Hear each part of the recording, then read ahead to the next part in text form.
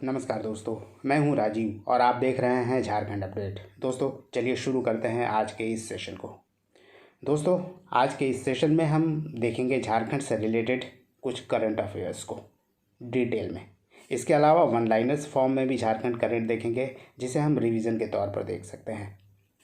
इसके बाद होगा एक अभ्यास प्रश्न, जिसका जवाब आप कमेंट में दे सकते हैं। दोस्तों आज से इस सेशन में एक नया सेक्शन जुड़ रहा है और यह है झारखंड स्टैटिक जीके यानी ट्रेडिशनल अफेयर्स से संबंधित कुछ प्रश्न होंगे वन लाइनर के फॉर्म में। एक प्रश्न तो हमेशा की तरह हम देखने वाले हैं झारखंड जीके का डिटेल में, इसके अलावा कुछ प्रश्नों को वन लाइनर्स के फॉर्म में भी देखेंगे। दोस्तों अगर आपको इसका PDF चाहिए तो मेरे टेलीग्राम चैनल को ज्वाइन कर लीजिए, जिसका लिंक आपको मिल जाएगा डिस्क्रिप्शन में।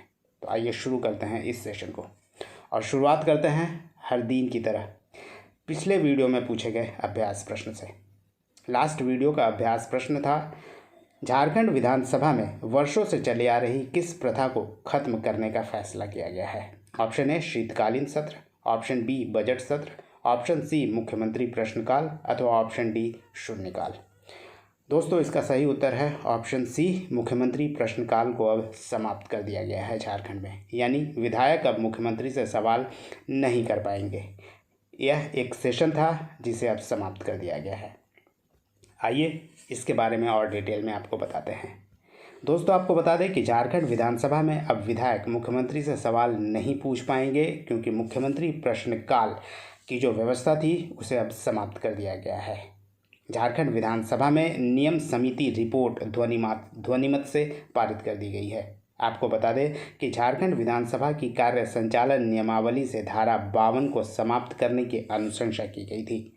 धारा 52 के बारे में आपको बता दें तो इसी में व्यवस्था है मुख्यमंत्री प्रश्नकाल का, यानी इस धारा 52 में ही मुख्यमंत्री प्रश्नकाल का प्रावधान किया गया था। इस रिपोर्ट के पारित होने के बाद अब झारखंड विधानसभा में मुख्यमंत्री प्रश्नकाल समाप्त कर दिया गया है।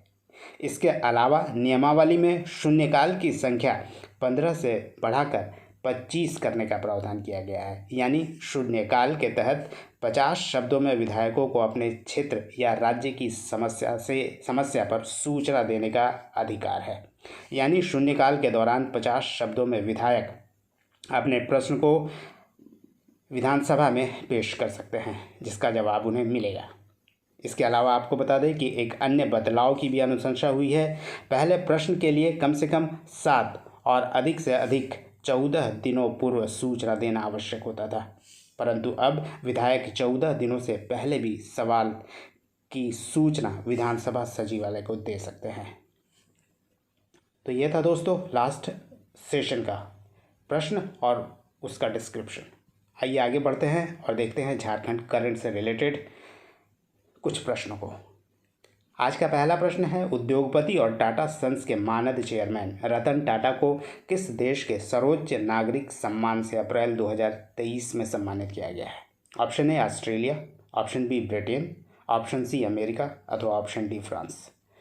इसका सही उत्तर है दोस्तों ऑप्शन ए, ऑस्ट्रेलिया के सर्वोच्च नागरिक सम्मान से टाटा सन्स के मानद चेयरमैन रतन टाटा को सम्मानित किया गया है अप्रैल में।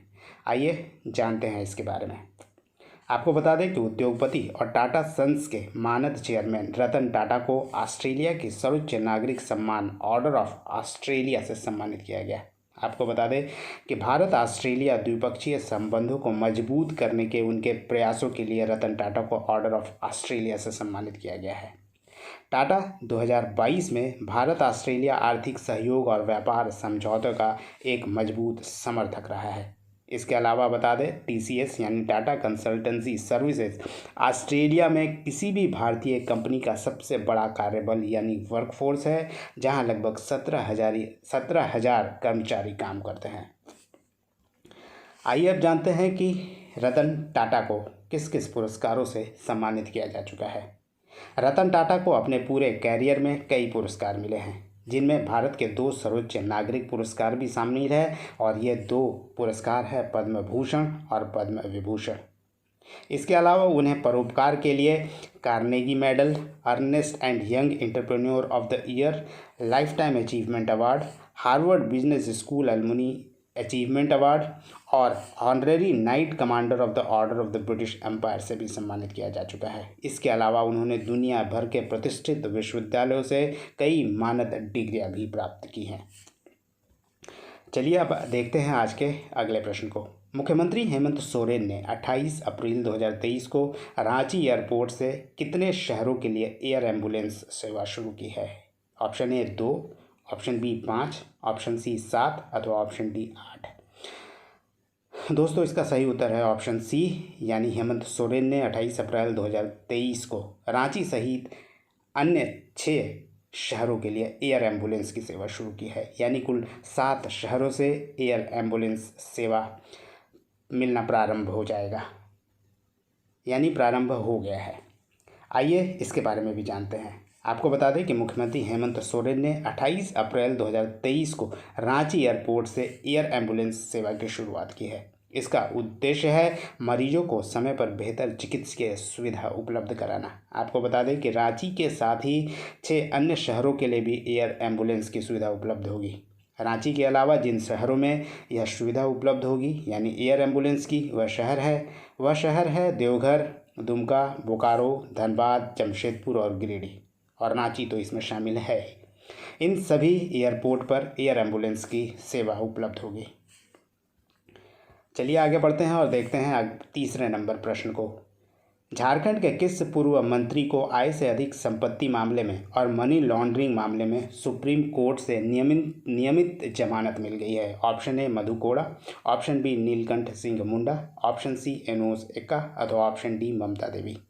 इसका सही उत्तर है दोस्तों ऑप्शन सी, एनोस एक्का, जो मधु कोड़ा सरकार में मंत्री रहे हैं। उन्हें आय से अधिक संपत्ति व मनी लॉन्ड्रिंग के मामले में सुप्रीम कोर्ट ने नियमित जमानत दे दी है, क्योंकि उनकी सज़ा लगभग पूरी हो गई है। आइए इसके बारे में भी जान लेते हैं। आपको बता दें कि सुप्रीम कोर्ट ने 28 अप्रैल 2023 को झारखंड के पूर्व मंत्री एनोस एक्का को नियमित जमानत दे दी है। आपको बता दें मनी लॉन्ड्रिंग मामले में वे दोषी पाए गए थे। सुनवाई के बाद अदालत ने हिरासत अवधि को देखते हुए जमानत अर्जी मंजूर कर दी है। मधु कोड़ा कैबिनेट में एनोस एक्का मंत्री थे और आय से अधिक संपत्ति अर्जित करने व मनी लॉन्ड्रिंग मामले में उन्हें सज़ा सुनाई गई थी। आय से अधिक संपत्ति मामले में निचली अदालत ने 7 साल की सज़ा सुनाई थी और 50 लाख का जुर्माना लगाया था, जबकि मनी लॉन्ड्रिंग केस में भी उन्हें 7 वर्ष की सज़ा सुनाई गई थी और 2 करोड़ रुपए का जुर्माना लगाया था। आपको बता दें कि एनोस एक्का 2006 से 8 के बीच मधु कोड़ा सरकार के दौरान वे मंत्री थे।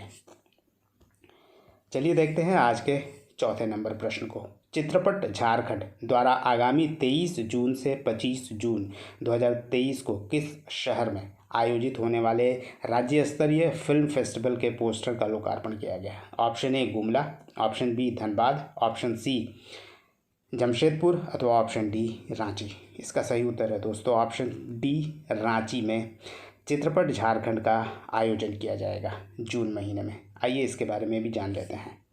आपको बता दें कि चित्रपट झारखंड द्वारा आगामी 23 जून से 25 जून 2023 के दौरान रांची में आयोजित होने वाला राज्य स्तरीय फिल्म फेस्टिवल का पोस्टर का लोकार्पण किया गया है। इसका आयोजन का मुख्य उद्देश्य है झारखंड और भारतीय संस्कृति को बढ़ावा देना और फिल्म निर्माण की ओर लोगों को आकर्षित करना। आपको बता दें कि इस महोत्सव में झारखंड के फिल्मकारों के लिए कुल 2 लाख रुपए के पुरस्कार भी रखे गए हैं। प्रतिभागियों को प्रमाण पत्र और स्मृति चिन्ह भी दिए जाएंगे। चलिए देखते हैं आज के 5वें नंबर प्रश्न को। आज का 5वां नंबर प्रश्न है, मौसम की सटीक जानकारी के लिए झारखंड के किस जिले की हर पंचायत में स्वचालित वर्षा मापी यंत्र यानी ऑटोमेटिक रेन गेजेस लगाने के लिए कृषि विभाग द्वारा तैयारी शुरू कर दी गई है? Option A Koderma, option B Jamtara, option C Simdega अथवा ऑप्शन डी रांची। इसका सही उत्तर है दोस्तों ऑप्शन बी, जामताड़ा में स्वचालित वर्षा मापी यंत्र लगाने के लिए कृषि विभाग द्वारा तैयारी शुरू कर दी गई है और झारखंड के जामताड़ा जिले के सभी पंचायत में यह लगाया जाएगा। आइए इसके बारे में भी आपको जानकारी देते हैं। जामताड़ा जिले की हर पंचायत में स्वचालित वर्षा मापी यंत्र लगाने के लिए कृषि विभाग द्वारा तैयारी शुरू कर दी गई है, जिससे अब मौसम की सटीक जानकारी आसानी से प्राप्त हो सकेगी। आपको बता दें कि पंचायतों में ऑटोमेटिक रेन गेजेस लग जाने से बाढ़, चक्रवाती तूफान आदि की पूर्व जानकारी हासिल करने में सहायता मिलेगी। प्रत्येक पंचायत में निजी भूमि पर भी यंत्र लगाने का प्रस्ताव है, ताकि यंत्र की देखभाल सही तरीके से हो सके। पंचायत स्तर पर यंत्र लग जाने से खासकर वर्षा की सटीक जानकारी मिल सकेगी और इसके अलावा सुखाड़ वाले पंचायतों की सटीक जानकारी भी मिल सकेगी तथा उस हिसाब से किसानों को मुआवजा देना आसान होगा। चलिए दोस्तों, आगे बढ़ते हैं और अब बारी है झारखंड से रिलेटेड वन लाइनर्स को जानने की। आज का पहला वन लाइनर्स है झारखंड करंट का। और राज्य के 60 वर्ष से अधिक उम्र के कलाकारों को राज्य सरकार अब आर्थिक सहायता के लिए कितनी राशि पेंशन के रूप में कलाकारों को प्रदान करेगी? इसका उत्तर है दोस्तों 4,000 रुपये प्रति महीना। पहले यह राशि 1,000 रुपये प्रति महीना थी। आपको बता दें कि ये उन लोगों को दिया जाएगा जिनकी आय 8,000 रुपये से कम है मंथली। अगला प्रश्न है, India international mega trade fair का आयोजन किस जिले में किया जा रहा है? इसका उत्तर है मोराबादी, रांची में। इसका आयोजन 28 अप्रैल से 8 मई 2023 के बीच किया जाएगा और अंतिम बार इसका आयोजन किया गया था 2019 में। यानी 4 वर्षों के बाद India international mega trade fair का आयोजन झारखंड में फिर से किया जा रहा है। अगला प्रश्न है, राज्य के सक्रिय मछुआरों को प्रधानमंत्री मत्स्य संपदा योजना के तहत मछुआरे की मृत्यु होने पर कितनी राशि की बीमा यानी इंश्योरेंस का प्रावधान किया गया है? इसका उत्तर है दोस्तों 5 लाख रुपए की राशि का प्रावधान किया गया है मछुआरों के लिए, परंतु उनकी उम्र 18 से 70 के बीच होनी चाहिए। किसी कारणवश हादसे में अगर उनकी मृत्यु हो जाती है मछुआरे की, तो उनके लिए 5 लाख रुपए का बीमा सरकार देगी।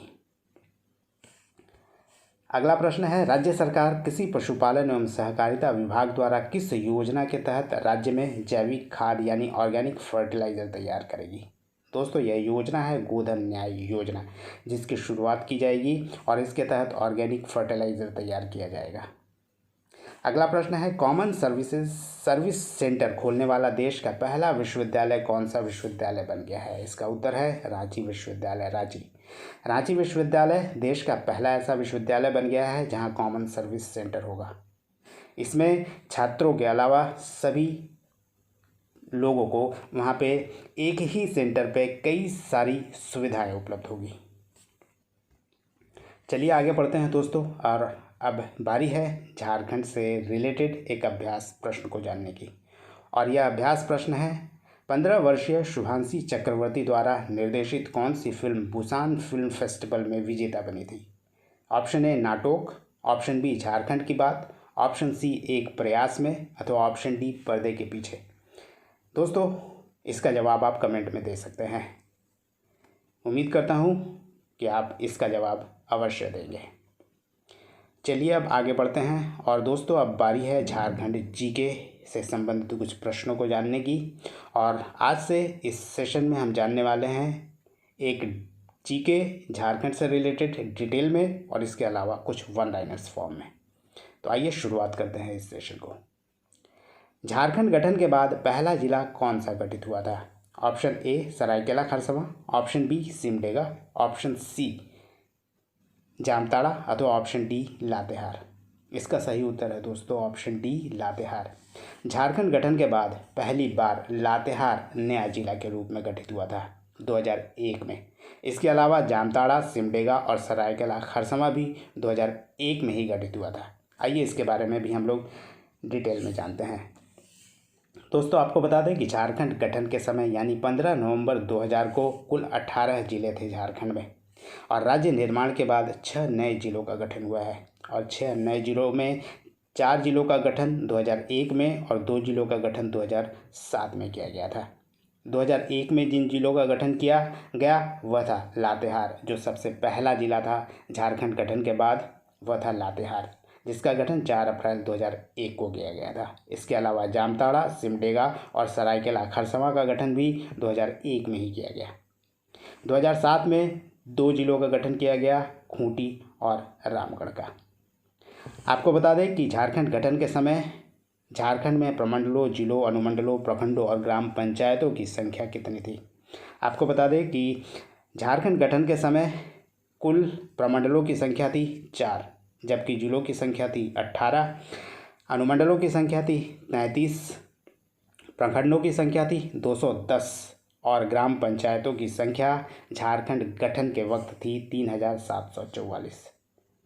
वर्तमान में प्रमंडलों की संख्या 5 है, यानी झारखंड गठन के बाद केवल एक ही नया प्रमंडल बना है, वह है कोल्हान। इसके अलावा 6 अन्य जिलों का गठन हुआ है और अब जिले हो गए हैं झारखंड में कुल 24। झारखंड गठन के वक्त अनुमंडल थे 33, अब 12 बढ़ गए हैं और अनुमंडल हो गए हैं अब 45। झारखंड गठन के वक्त ब्लॉक थे यानी प्रखंड थे 210 और अब 264 हो गए हैं। वर्तमान में अब 264 प्रखंड हैं झारखंड में, यानी 54 प्रखंडों की वृद्धि हुई है। इसके अलावा ग्राम पंचायतों की बात करें तो ग्राम पंचायत झारखंड गठन के वक्त था 3744 और वर्तमान में 4345 है झारखंड में ग्राम पंचायतों की संख्या, यानी झारखंड गठन के बाद कुल 601 ग्राम पंचायत बढ़े हैं अब तक। ये था दोस्तों झारखंड गठन से संबंधित कुछ विशेष इन्फॉर्मेशन। आइए अब इस नए सेशन में देखते हैं झारखंड से रिलेटेड ट्रेडिशनल अफेयर्स में कुछ वन लाइनर्स को। पहला प्रश्न है, झारखंड पार्टी का विलय किस वर्ष कांग्रेस में कर दिया गया था। इसका उत्तर है दोस्तों 1963। आपको बता दें कि जयपाल सिंह मुंडा, जो कि एक बड़े खिलाड़ी भी थे, राजनेता भी थे, उन्होंने 1950 में झारखंड पार्टी का गठन किया गया था और 1963 में इंडियन नेशनल कांग्रेस में अपने झारखंड पार्टी का विलय कर दिया था। जयपाल सिंह मुंडा की बात करें तो 1952 से लेकर 1970 तक वह लगातार खूंटी से सांसद रहे थे। इसके अलावा झारखंड पृथक आंदोलन के नेता भी रहे हैं और एक बड़े हॉकी खिलाड़ी भी रहे हैं और जयपाल सिंह मुंडा के नेतृत्व में ही 1928 एम्स्टर्डम ओलंपिक में भारत ने पहली बार स्वर्ण पदक हासिल किया था। अगला प्रश्न है, जमशेदपुर लेबर एसोसिएशन की स्थापना किसने की थी। इसका उत्तर है दोस्तों SN Haldar. Jamshedpur labour association की स्थापना हुई थी 1920 में, यानी 1920 में स्थापना की गई थी जमशेदपुर लेबर एसोसिएशन की एसएन हल्दर द्वारा और एसएन हल्दर ही पहले अध्यक्ष थे जमशेदपुर लेबर एसोसिएशन के। 5 मार्च को इसका गठन किया गया था और इसके बाद आपको बता दें कि 9 दिसंबर 1938 को इसका नाम बदलकर टाटा वर्कर्स यूनियन कर दिया गया, यानी वर्तमान में जमशेदपुर लेबर एसोसिएशन का नाम है टाटा वर्कर्स यूनियन। इसमें सबसे लंबे समय तक माइकल जॉन रहे हैं अध्यक्ष। और आपको एक और बात बता दें कि सुभाष चंद्र बोस भी झारखंड में जमशेदपुर लेबर एसोसिएशन के अध्यक्ष के तौर पर काम कर चुके हैं, यानी सुभाष चंद्र बोस भी वर्तमान में टाटा वर्कर्स यूनियन और उस वक्त जमशेदपुर लेबर एसोसिएशन के अध्यक्ष रहे हैं। अगला प्रश्न है, डॉक्टर रामदयाल मुंडा को किस वर्ष राज्यसभा के लिए मनोनीत किया गया था। इसका उत्तर है दोस्तों 2010। झारखंड के पहले राज्यसभा के लिए मनोनीत व्यक्ति हैं डॉक्टर रामदयाल मुंडा। आपको बता दें कि डॉक्टर रामदयाल मुंडा पूर्व में रांची विश्वविद्यालय के वीसी रह चुके हैं। इसके अलावा वे झारखंड आंदोलन में उनकी महत्वपूर्ण भूमिका रही है। 2010 में उन्हें पद्मश्री से भी सम्मानित किया गया था सांस्कृतिक योगदान के लिए। 2007 में संगीत नाटक अकादमी से भी उन्हें सम्मानित किया गया था। जनजातीय व क्षेत्रीय भाषा विभाग के वे प्रथम अध्यक्ष भी थे।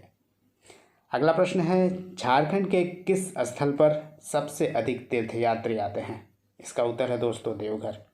आपको बता दें कि देवघर एक ऐसा स्थान है जहां प्रतिवर्ष सावन के महीने में शिव भक्त जल चढ़ाने आते हैं और यह विश्व का एकमात्र ऐसा मेला है जहां सभी श्रद्धालु एक ही रंग के वस्त्र पहन कर आते हैं और दुनिया का सबसे बड़ा मेला माना जाता है, यानी मानव मेला माना जाता है।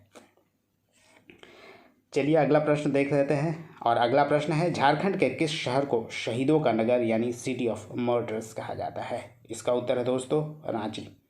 इसके अलावा झारखंड का शिमला भी कहा जाता है रांची को, और इसके अलावा मोटरिस्ट पैराडाइज के नाम से भी जाना जाता है रांची को। तो ये था दोस्तों आज का सेशन। उम्मीद करता हूँ आपको पसंद आया होगा। तो चलिए एंड करते हैं आज के इस सेशन को। जुड़े रहिए झारखंड अपडेट के साथ। धन्यवाद।